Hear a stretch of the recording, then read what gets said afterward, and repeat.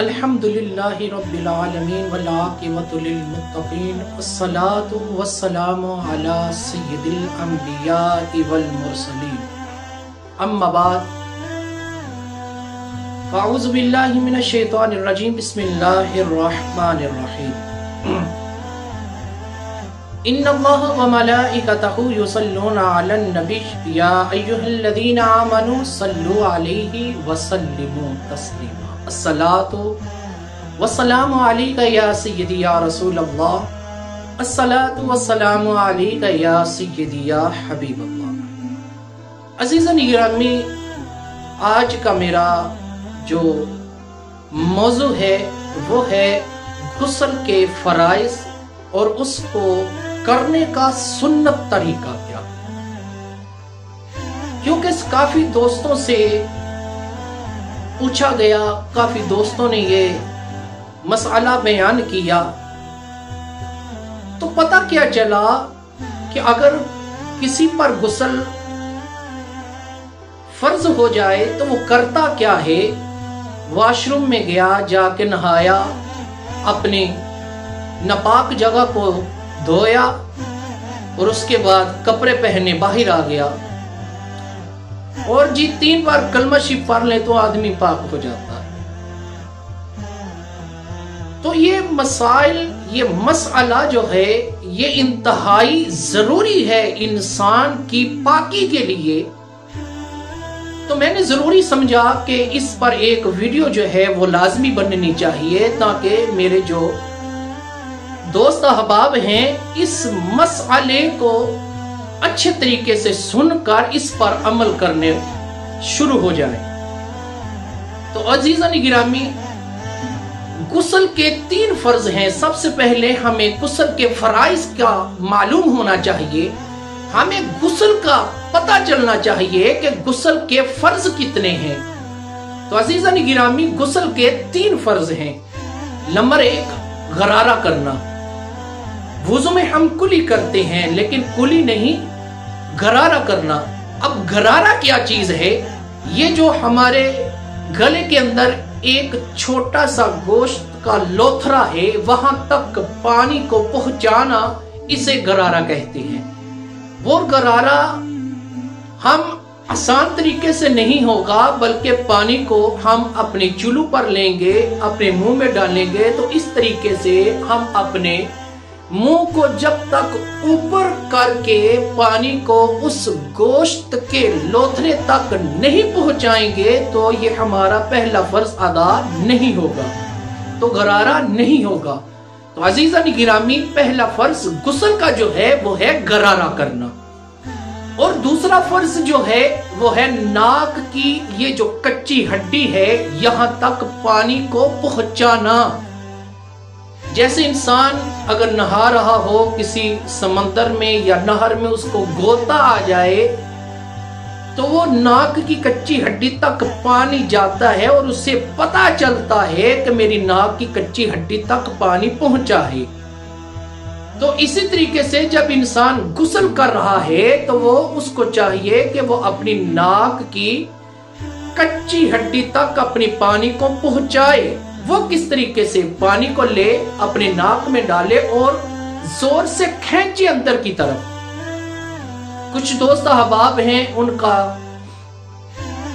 जुकाम की वजह से उनका नाक बंद होता है, तो यहाँ पर उलमाए कराम फरमाते हैं कि इस तरीके से एक नाक को बंद कर ले और दूसरे को जोर से जो हवा है पानी को पहले नाक में डाल के इस तरह ऊपर को खींचे, ताकि हमारी जो कच्ची हड्डी तक पानी पहुंच जाए और अच्छे तरीके से अपनी ये जो चिंगली है इसके साथ अपने नाक को साफ करे और दोनों तरीकों से हमारी जो कच्ची हड्डी है वहां तक पानी को पहुंचाए। ये दूसरा फर्ज है। और जो तीसरा फर्ज है वो है पूरे जिस्म पर इस तरीके से पानी को बहाया जाए कि हमारे जिस्म का एक वाल भी जो है वो खुश्क न रहे। ये है गुस्ल के फराइज जो मैंने आप लोगों को नजर कर दिए, आप लोगों को अर्ज कर दिए। अब आते हैं गुस्ल का जो सुन्नत तरीका है वो किस तरीके से हमें اس کو کرنا چاہیے۔ تو میں اعتراضات میں نہ پڑھتے ہوئے صرف سنت طریقہ آپ لوگوں کو عرض کرنے لگا ہوں۔ سب سے پہلے اگر انسان ناپاک ہو جائے، چاہے اس نے ہم بستری کی ہے یا سوتے ہوئے اس کو احتلام ہو گیا ہے، کسی بھی صورت میں اگر انسان ناپاک ہو جائے، اس پر غسل واجب ہو جائے تو اسے کرنا کیا چاہیے؟ سب سے پہلے وہ واش روم میں جائے گا اور اپنا بایاں پاؤں واش روم کے اندر رکھے گا اور یہ دعا پڑھے گا، اللہم انی اعوذ بکا من الخبث والخبائث۔ جب وہ واش روم میں جائے گا سب سے پہلے وہ استبراء کرے۔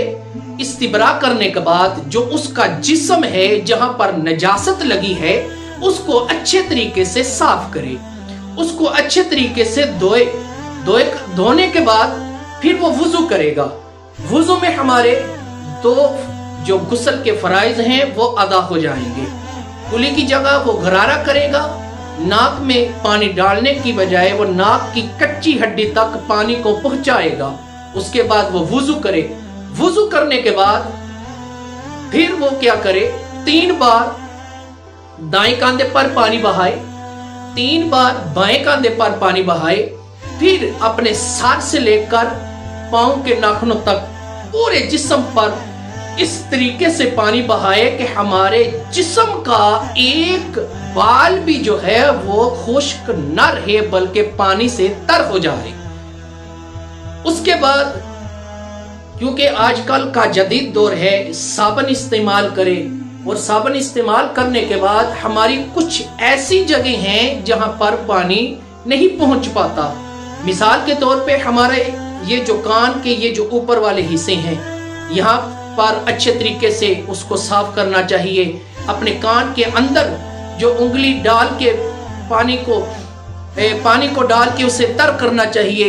اور جو ہماری ناف ہے، ناف کے اندر کچھ لوگوں کی ناف ہوتی ہے اندر، وہاں پر پانی پہنچ نہیں پاتا، تو عزیزان گرامی اپنی بائیں ہاتھ کی چھنگلی کے ساتھ اپنے ناف کے اندر بھی پانی کو پہنچائے، اسے تر کرے، حتیٰ کہ اپنی پوری کوشش کرے۔